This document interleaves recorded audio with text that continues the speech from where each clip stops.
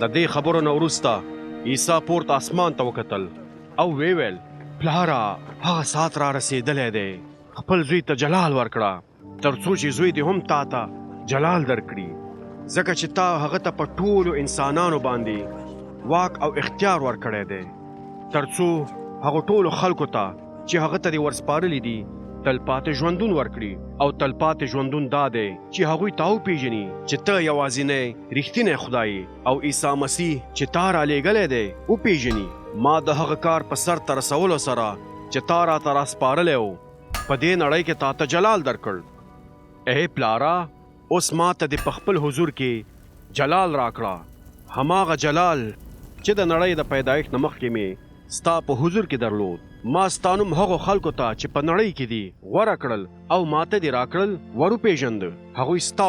او تا ماته راکړل او هغوی ستا په کلام باندې عمل کړی دی اوس هغوی پوهیږي چې هر څه چې تا راکړي دي هغه ستا لخوا دي ځکه چې هغه پیغام چې تا ماته راکړی دی هغه مې هغوی ته رسولی دی او هغوی قبول کړی دی هغوی پوهیږي چې دا رښتیا دي چې زه ستا لخوا راغلی یم او په دې باندې ایمان لري چې زه تا رالیږلی یم زه د هغوی دپاره دعا کوم د نړۍ دپاره یې نه کوم زه د هغو خلکو دپاره دعا کوم چې تا راته راکړي دي ځکه چې هغوی ستا دي زه چې کوم خلک لرم هغه ستا دي او تا سره چې کوم خلک دي هغه زما دي او د هغو په وسیله زما جلال څرګند شوی دی زه نور په دې نړۍ کې نه پاتې کېږم او هغوی به لا په دې نړۍ کې پاتې وي او زه تا ته در روان یم ای سپېڅلي پلاره د خپل نوم په قدرت سره هغه خلک چې ما ته دې راکړي وساته تر څو هغوی سره یو وي لکه څنګه چې موږ سره یو یو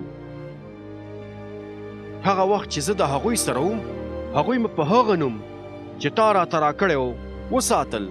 او د هغوی نه یو هم هلاک نه شو بغیر د یو نه چې باید هلاک شي تر څو د خدای د کلام وینا رښتیا شي